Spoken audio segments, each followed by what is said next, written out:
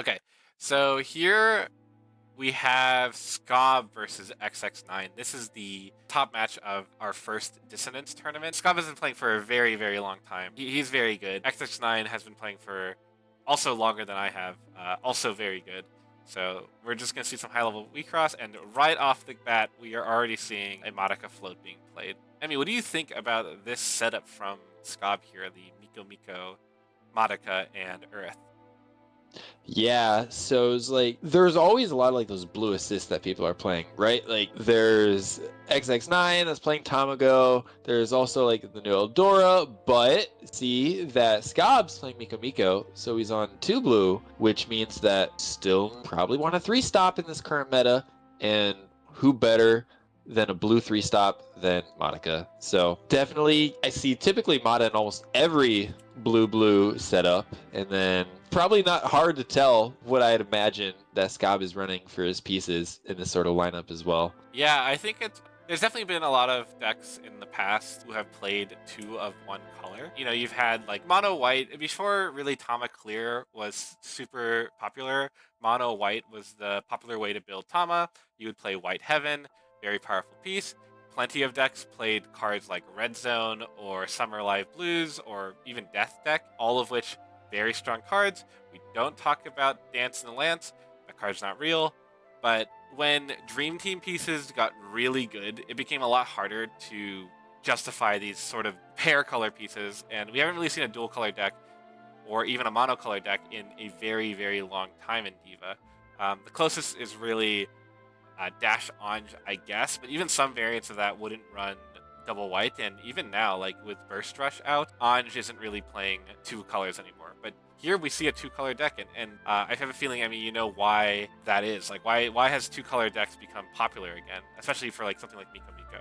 Yeah, Dissonance Diva also came with the release of some good Dream Team pieces, but also Unknown Memory, which Skob immediately plays on this turn 1, which does give a lot of leeway on what you're able to do with that piece. It's so versatile in the gameplay. You almost always draw 2. That's kind of a no-brainer, but really have to say, oh, I can like hit any level 2 with this, or what Skob is doing right now of enter charging 2. But can say from what I've done as someone who's been playing blue, black, is that playing Unknown Memory turn 1, something I've never done. So I can't imagine what his hand would have to be to force this out this early.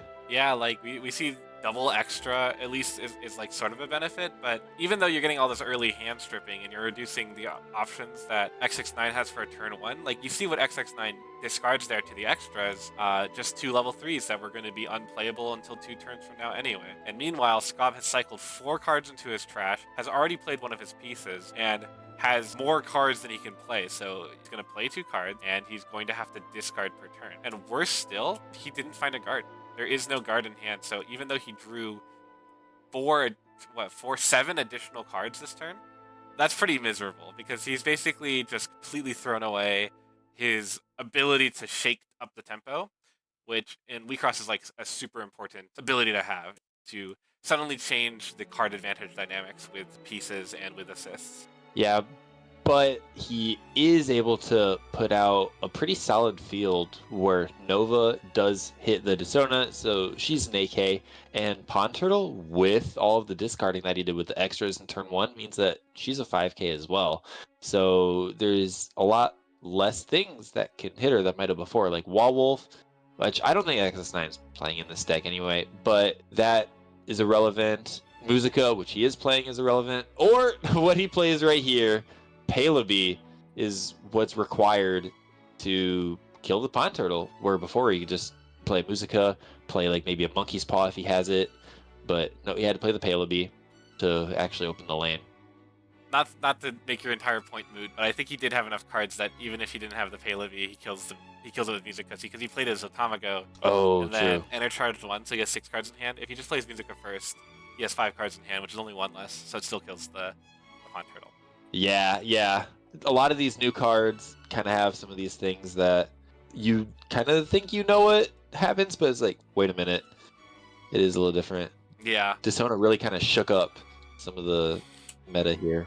Oh yeah, definitely. And as you can see, just like pretty much every game, ExExnine does open 2. He dodges a removal burst, so he swings with the Palebi, hits a Servant with no Servant in trash, and man, Miko Oshi, or as an EN, it's called Miko Fan. This card is, in my opinion, one of the hardest to evaluate cards in the set, because it is very strong, but that burst is so bad. It can feel so bad sometimes.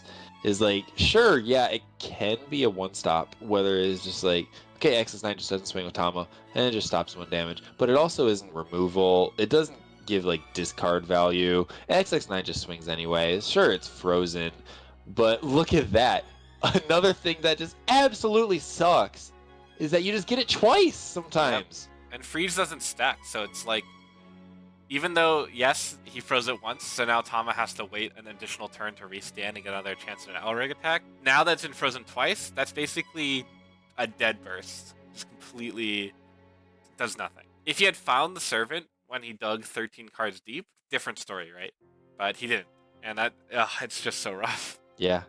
It can kind of come to say that if it's like later in the game and that Skob would like maybe need to discard a card, he's not necessarily worried about keeping servants in his hand because he just knows that Tama's frozen anyway. But especially this early on in the game, it is he played to find the servant. Sure, he had the Migo fan is not really what you want, especially when you're playing so much draw, so you're finding the servants, but it's like, okay, I found the servants, then I still like, what if I don't hit a Miko fan next time? So I just hold it in my hand for so long, and it's just really awkward. Yeah. Skob's just it's not going good already, like just right off the bat. He's still playing pretty quickly, which I think is like just goes to show how experienced he is. Like, there's just some plays that you don't really have to think too much about that I think a lot of players will still like consider alternative routes, because you're thinking of things like boogeymen that don't exist, like potential bursts that there might be, like maybe opening 3 isn't here. No, Skob's opening 3. He doesn't care about potential bursts, because the bursts that are going to blow him out, they blow him out no matter what, or they don't exist. They're like not realistic concerns. But what I do see though is that Skob has 3 Miko fans in public zones that obviously aren't the field at turn 2, which means that it's going to be really hard to get him back. He's not playing something like Machina, which recurs from the trash. Yep. So his only option is kind of just get an emergence to put it on the field. He still has 1 more, but something that valuable for Mikomiko to be on the field, not being a resource, is very good if you're ExExnine. Yeah, and you saw Skob discard that Alos Pyraluke on turn 1 too. Like, that is just several level 3s now that have been, they're just out of the picture now. There is that emergence, like you mentioned. There's also Kagamecha, which we know Skob's running black. Some decks run it, and it's a way to get these powerful level 3s back into play. But, you know, those are just resources that you would like to save until you want to, not when you need to. We do see Skob discard 2 cards with the Pond Turtles, which ExExnine just does an early Xeno. And like against Extreme Bystander, we saw the Xeno Enter Charge 3 and play a huge difference in that game in its ability to prevent a loss. And here we're seeing it just be used as a draw 3 piece. And I don't even know if ExExnine really needed to draw 3 here, but I think he decided that this was his best opportunity. Yep. Definitely probably could draw 3 in any turn, probably get discarded, but said early on, I want to be able to fill my board with exactly what I want, and so can't blame him for doing that. Yeah, I 100% agree there. And I think also with like Thomas specifically, because you know that regardless of your hand size, as long as you have cards in trash, you'll be able to put a full field into play. You're not as worried about like the later turns where Xeno would help. He, like he said, he just wants to make sure his turn 2 is good, that he has a good play this turn. Exactly. And then Skob is just, you could tell his game plan was after the early stages. It was like, okay, yeah, I do want to make ExExnine's hand awkward, which he's on Xeno, so that kind of helps fix itself there. And so he'll be able to put out a turn 2 that gonna be pretty strong. You can tell that able to open 3 again, have plenty of enter, so he's definitely looking really nice.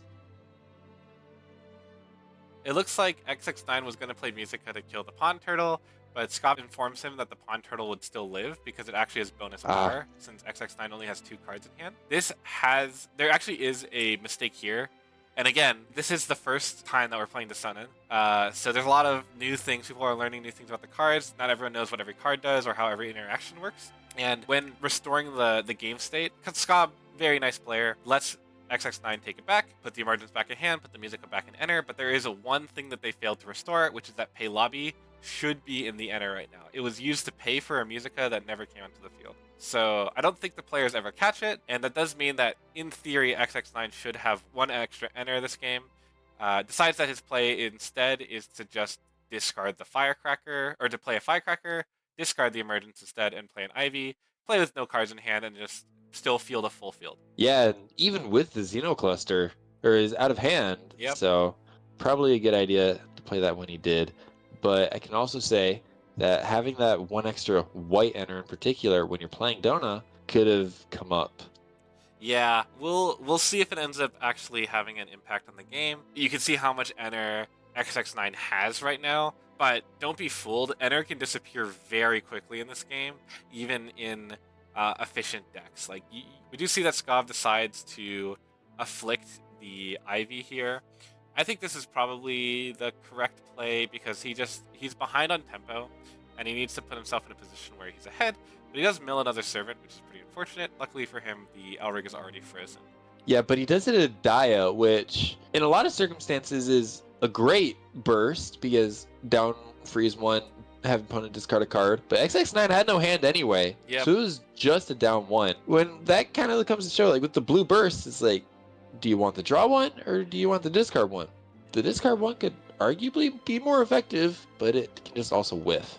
Yeah, and we're definitely seeing that. Like, these bursts have not been great for Skob so far.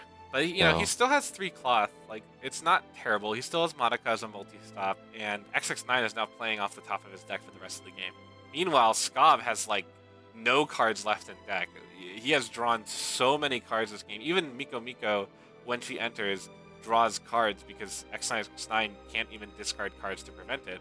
So, like, he has cycled through his whole deck, and like you mentioned before, the Miko Ishis or the Miko fans are already in public zones, so there's not even much to really look for in terms of power. Yeah, and just to make it worse, like he chose to do the extra mill on it, which just means, hey, yeah, I'm just gonna refresh even sooner. And maybe he wanted to, just so he could get some of these cards that are now in his trash back into the deck so that he can draw again. Yep. I mean, it's probably never correct to refresh yourself when you still have cloth, but he's setting himself up for the future where, like, he knows that if he has a servant in hand, there's no chance of him dying next turn, unless ExExnine plays a mill card, and that means that he can just take all the damage and then mill out in peace, which sounds kind of weird to just take all that damage, but sometimes you have to do it in order to stay alive. Then, meanwhile, ExExnine hits a servant burst for a servant when he had just the Tamago cards in hand. Yep.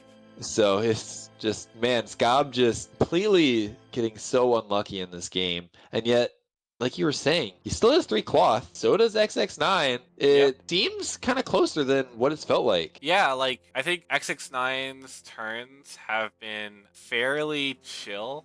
I mean, it's weird to say, but the fact that ExExnine is going second means that his first attacking turn, he only did 2 damage, right? Whereas Skob's attacking turns, he's always presenting 3. And that's just kind of like general Wixoss game theory. It's why a lot of people like will value going second because you get that initial attack, but like the longer the game goes, the less that initial attack matters, or really the less those initial turns in general matter. Yeah, so on ExExnine's turn, he did play the Tamago to stop the Arisal from milling him out, or potentially just putting him closer to being milled out. And he has a surprising amount of cards in hand for playing against a Mikomiko. Right. I think this is just goes to show how good ExExnine is at like balancing his resources. He played Xeno on his opponent's turn 2 in order to be able to have a full hand for the next turn. This turn he's played Tamago, so he has a full hand for this turn. And the next turn he will have OPG available. Like, he can play OPG this turn, but he's probably doing it next turn if I had to guess, unless he has an insane play to make here. And he's looking through his trash, so perhaps he's considering it. Yeah, even when he just knows that he can put out a field of pretty decent things at turn 3, it's not always a bad idea to see what could I make here and value options that way. But plays Sunspot, so begins to sort of stack up that extra damage prevention there. Against a Mikomiko, it's like, do you really want these games to go longer? Yeah, like, I think ExExnine is saying, hey, you do have to kill me at some point, but there's entire possibilities of just not drawing damage, right? Like, because he's going to be playing off the top of his deck for the rest of the game, he needs to make sure that he's drawing things that deal damage, or else he's never going to be able to close out the game either, even though he has this sort of defensive advantage. He doesn't have the ability to mess with Skob's game plan forever. Yeah, and meanwhile, Skob is playing this discard and taxing, where it's like every turn, if ExExnine wants to draw 2, which he'll almost always want to do, he'll have to burn 1 enter there, and then if Miko Oshis get played, that's another one. Pond Turtles, that's another one. Like, there's a lot of ways that Skob can disrupt what ExExnine can do, and as soon as that once per game's gone, he has no more resources other than what he gets in his top deck to be able to actually put out a field. And then all of a sudden, sure, you had that extra defense now, but if you aren't able to sort of prevent it in the future, then what benefit did it give you for ExExnine? Yeah, like, even though ExExnine has those barriers, it is a lot closer. This game is basically even, except that Skob's gas is all in his trash. Right? Like, yeah. That's really the biggest difference, I think, in how strong each of these decks are right now, is that Skob's just so many cards are in the trash. His hand is a lot of kind of weak garbage. We see a Nova, we see a Pond Turtle. There's a Donna, I think, which is good. That is like a threat, but it's not enough on its own. Yeah, and he does have the Kagomeka too, but if ExExnine does threaten out refreshing here, then that could also just be a completely waste of a card in his hand too.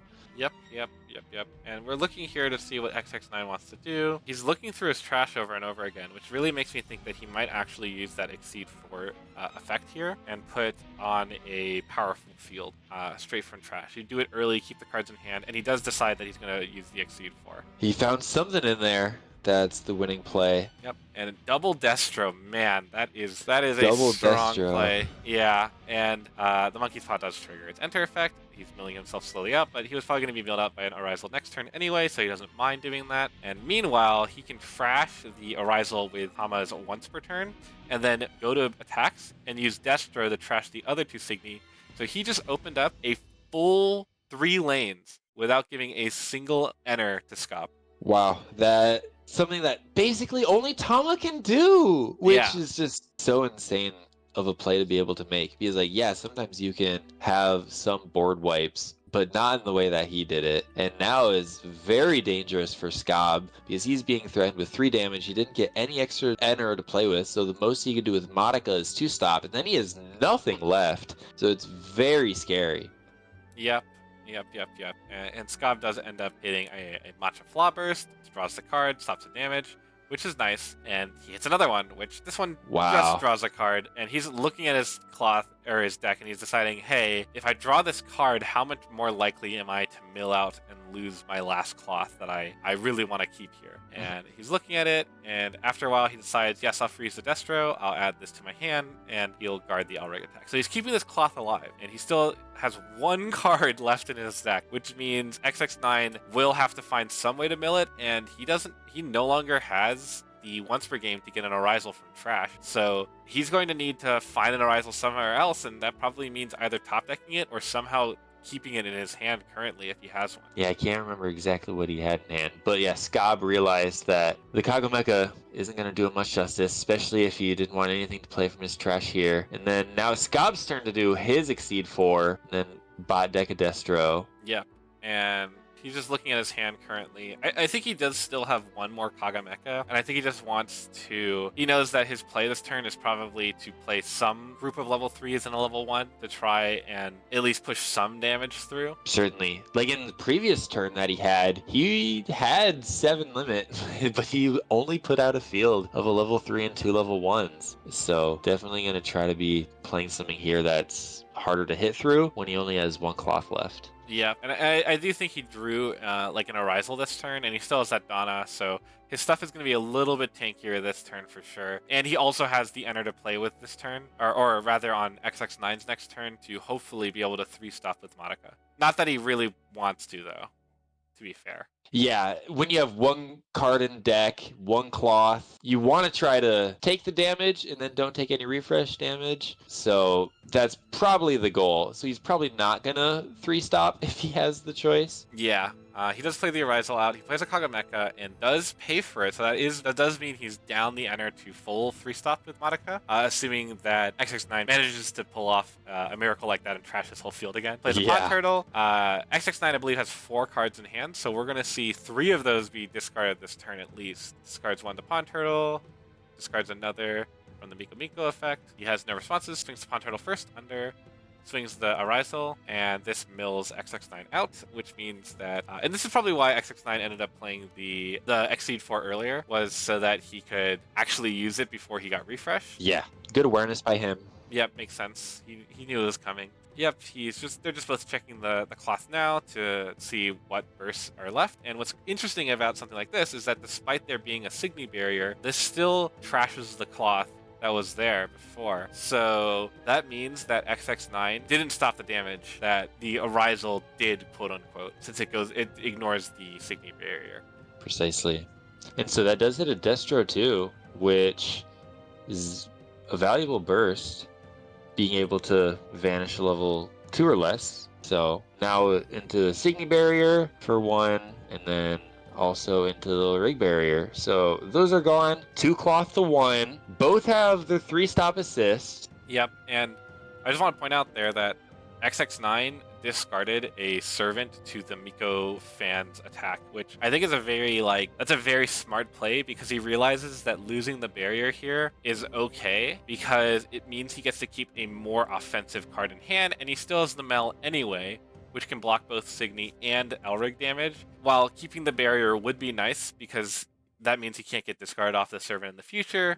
He just values the card, that single last card in hand, more. Exactly. And like you were saying, even if it goes to the end of turn and he hasn't won yet, what does Skob have left in his tank to open more than one hole? Where if ExExnine is able to 2-stop with the Mel, he doesn't have 2 cards in hand, then still good chance to be able to not take any damage at all. Yep. I think Skob's plan at this point is that he's been holding on to this Donna since like turn 1 in his hand. And I think his plan is to hopefully survive this turn without clapping. He's presented a pretty big board.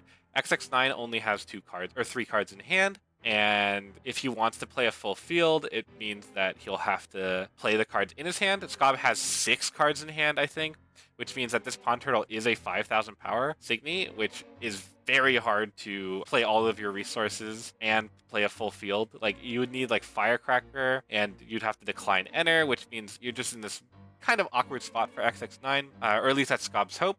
And his other 2 Signy, while not gigantic, are big enough. They'll suffice. They don't die to any of the common removal besides maybe Bang. Yeah, but there is one in particular that is really important here that could be an issue, which is the Arisal. And then if he just opens 1 with the Arisal on the field, it just forces the clap to come out. Yep. Like, Skob probably has a servant in hand, so he's not too scared. Yeah. If 1 hole gets opened here and there isn't an Arisal, but as ExExnine reads the Pond Turtle, he's considering what his options are here to actually force this clap out. And we do have to consider that there is also the Donna on the field, but... So if he wanted to do a play where Emergence bring out the Donna, then you'd be able to pay for it with a servant, but... Yeah, just looking through Skob's trash, trying to figure out what his play is. And I do wonder, like, there's a Tamago in the trash, there's also an Alice Purluke in the trash. I wonder if Skob maybe... Well, Tamago, obviously, you're milling yourself out. Probably not correct, but he could have used the Kagamecha to get something like an Alice Purluke, and maybe force the random aspect onto ExExnine.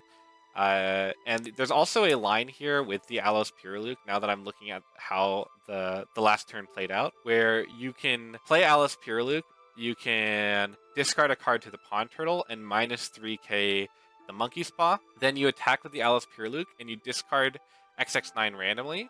You attack with the Rewsula and you refresh, and when the refresh happens, Monkey's Paw actually turns off because there are no longer 3 Dissona in trash. There's only going to be 1 card in trash from the cloth, which then means Monkey's Paw dies because it was given -3k this turn by the Alice Purluke, which then gives Pond Turtle the opportunity to attack for damage. This would mean that ExExnine would have an additional enter, but it also means he would have 1 less cloth, which I think could end up being a big deal because while Mel can stop 3 damage, he needs a lot of enter to do that, and it's entirely possible that he will only be able to stop 1 with Mel because he doesn't have enough enter, doesn't have enough hand size. That means with only 1 cloth left, there's so many plays that Skob can make that could end the game the next turn, assuming he also has the resources to do so. Yeah, it was certainly a choice to take the Miko fan instead of something like the Alos there, because they both discard you, but Miko fan also gives you a bodyguard, so maybe he's just saying that I want to make sure that you're as uncomfortable as possible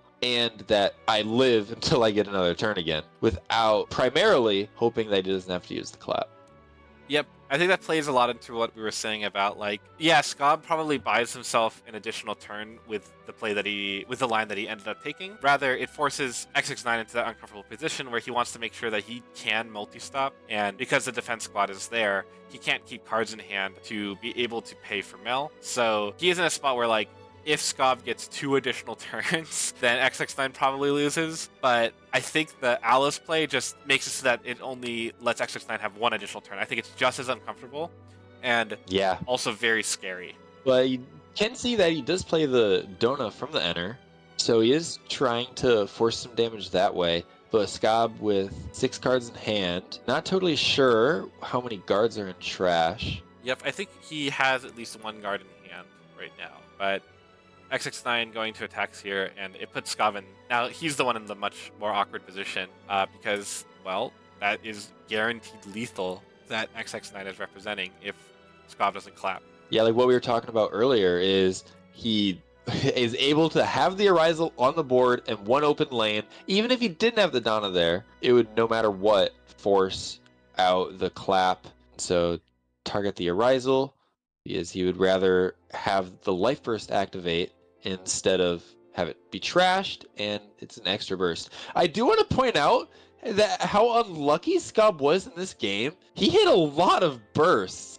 Yeah, like I think it goes to show just how like Dissona, despite it being a much more aggressive format, cares a lot less about bursts than other formats do. In part because Dissona has a lot of weaker bursts, and also in part because the aggression these decks have isn't at the expense of a lot of resources, right? Like Firecracker discards a card from hand, that's fine, but it's not like you're paying 2 cards from hand. What you're putting into Firecracker to deal an extra damage, it's worth the risk of getting blown out by a burst most of the time. And yeah, it doesn't help that Skob's on blue, which definitely got a little unlucky with the burst it has access to. Like, I think he hit 7 bursts this game, right? Like, I can't think of a single time he didn't hit a burst. I can think of multiple times when the bursts didn't matter. The second Miko fan didn't matter.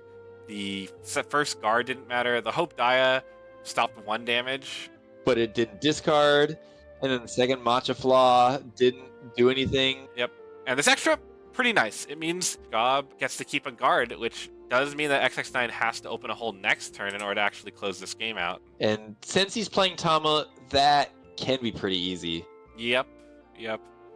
But he is low on enter if there was anything that was in Skob's favor right now. But he would have to force open quite a few holes here without being able to have Mel be able to stop it. So that just seems so hard to come by after using Summer Live Blues and his Exceed 4. We'll see what he tries to do here. He does still have Donna. He has a Donna that he's been holding on to. He's on limit 8 now, so he can play stronger Signy than Pond Turtle. And Mikomiko, unlike other discard effects where it's like if your opponent has no cards in hand, then this just doesn't do anything, Mikomiko has that additional effect that taxes your opponent if they happen to have no cards in hand that you want to get rid of. Exactly. So we see there's a Donna. from Skob. And it's kind of funny how like similar these boards are. Both boards have Right. Adana, both boards have an Arisal. The Monkey's Paw and the Pond Turtle are obviously different cards, but I think it's just, again, it really like, Dissona is very, very clear on what the good cards are, and it means that a lot of these decks have sort of led to looking the same, even if they play very differently. Skob just moves to attacks. ExExnine is deciding whether he wants to pay for the tax.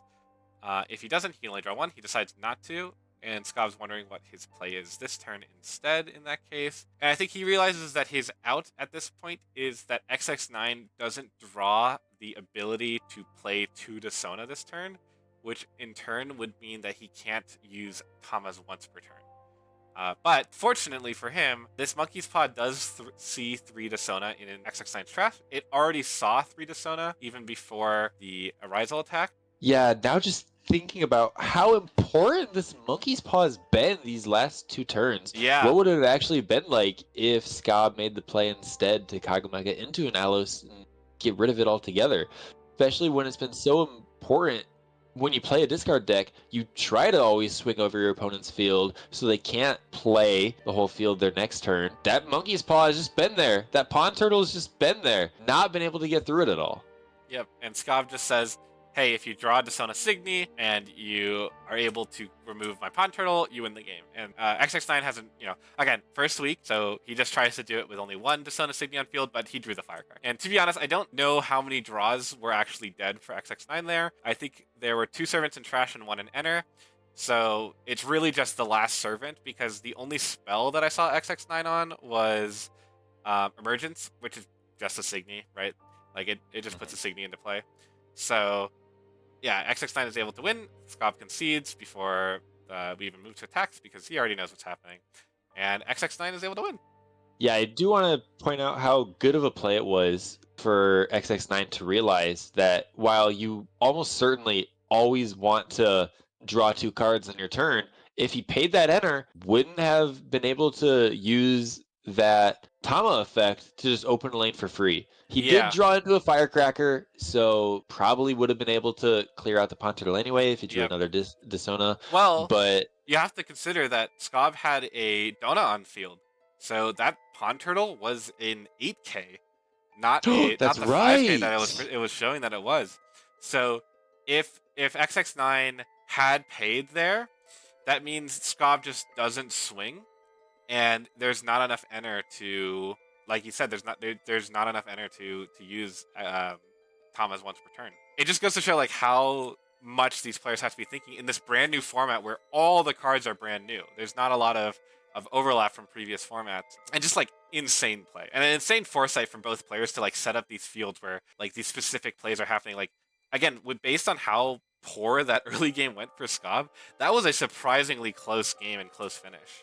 Exactly. And I kind of like do want to go back to the start a little bit to talk about how I think Skob just tried to do his best to fix a horrible situation. Because I don't know, as someone who's been playing a lot of blue, blue, black, would I have even thought to play the Unknown Memory on turn 1, knowing I am probably going to have to discard a card at the end of my turn just for hand size, that I still make the awareness that this is the right play here. I don't know if many players would make that choice, because you can always be able to draw 2 enter 2 when you don't have to discard a card at the end of your turn, but he wanted to find the guard, or he wanted to be able to put out a better field. Yeah, I mean, I think looking back at his starting hand, he has 3 Pond Turtles in hand, so I'm very surprised he even made any plays whatsoever. I think most people, when they see the play that Skob has available in his opening hand, would just play those cards and call it a day. And I think part of it might honestly be that Skob was overthinking what he needed to do that turn. Yeah, Unknown Memory is such a crazy piece that it can create so much value at different times of the game. So maybe would have created more value had he kept it, but it did force ExExnine into being able to have a lower hand size at the start. And then he had more difficult things to deal with. And then if he found a guard from it, it might have been a good play overall, even if it didn't matter with the Miko fan bursts. Yeah, I mean, we just saw like how close that game was at the end. If Skob gets another turn, there's a very possible chance that he's able to close out the game. And like a single guard or a single stronger burst makes a huge difference. And it really just comes down to like how specific the way both players were playing those last few turns. Like it really, despite this opening, if ExExnine like makes those mistakes, doesn't see that he needs to keep the monkey's paw alive, or doesn't see that he needs to keep the Arisal on hand when the Miko fan attack, that means that he doesn't have the ability to force out the clap, or he doesn't have the resources to play the turns he wants to play. And it's these are decisions that I think not necessarily worse players, but less experienced players might not necessarily see. My own personal experience, I haven't been in the game nearly as long as you or any of the players playing today, but it has been such an enjoyable time kind of getting to the point where I do see some of these plays. I do see some of these like 1 to 2 step ahead ideas where I know what my opponent's going to do. I know how I need to play around it, and I know what their only like way to live is. So it's just, oh yeah, the servant is not going to help me win the game. So Yeah. ExExnine makes that awareness, and that's something that I, is coming into this, been getting more and more ideas of what is the value of different cards at different times. So always so fun to be able to learn. I feel like the payoff for learning in this game is so high, and it's why I keep on coming back. Yeah. It just feels like you can never stop getting better, because I think when you're first starting off, you're learning the game and you're excited to make these really interesting plays. But I think Wixoss at its best is when players get very good, because the nature of the game is that you have all the interaction in your opening hand. It's not as based around the luck, and by opening hand I mean like it's in your Elrig deck. You always have access to your interaction as fast as you want to have access to it. You don't have to rely on drawing it, or randomly your opponent like play something you weren't expecting and you just get blown out. You have the ability to play around your opponent's options, and it's not a guessing game of did they draw it, it's a guessing game of is it the option that I'm thinking of. That's really cool, because it becomes about playing your opponent and reading your opponent rather than worrying about the cardboard on the table, which is really just like, that's when a game becomes a game to me. Couldn't have said it any better. Yep, I'm sure I said it perfectly. Yeah, so I know last time that we had you, which was 2 seconds ago as of recording, but probably like around 4 or 5 days between this and the video of ExExnine versus Extreme Bystander. But thank you again, Emmy, for coming and joining me for this game. These were really fun games to watch back. I will say, at the tournament, I was very bummed. These were very fast games compared to older formats, at least from my perspective. So it was cool to watch them back, and it was a lot of fun to commentate alongside you. And I am certainly flattered that you even gave me this invitation in the first place to not only commentate about some of these really high-level locals gameplay, but it's the first time we did Dissonance meta. Yeah. So being able to add even a little bit of insight, because I've been just binging games over and over again, basically every day. How do you feel about the set so far in that case? Like, yeah, I mean, there's a reason I'm able to play so many games, is because I'm having so much fun with each one of them.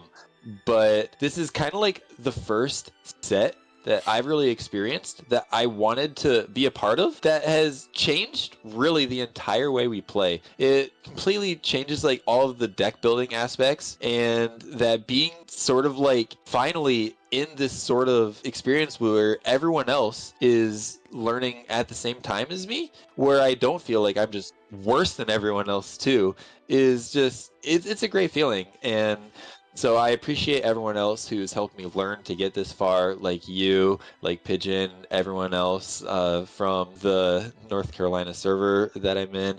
It has meant a lot to me that I can get to this point and be invited by someone as prestigious as I'm not you prestigious. are.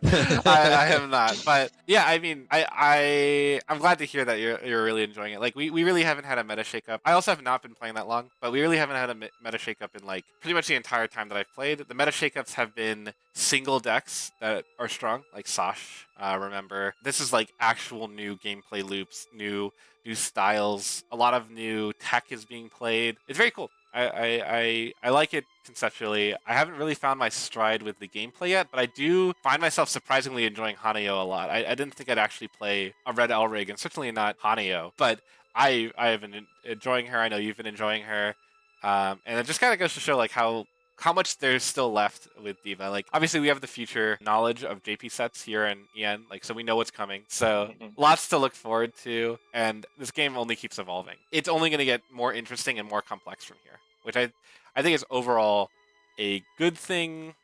Yeah, to a point. Well, that's a discussion for another time. So That could be a whole other video. yeah, we So, won't worry about that right now. So yeah, thanks again, Emmy. it was my pleasure. Thanks for having me again, and I'll talk to you later. Yep. Bye.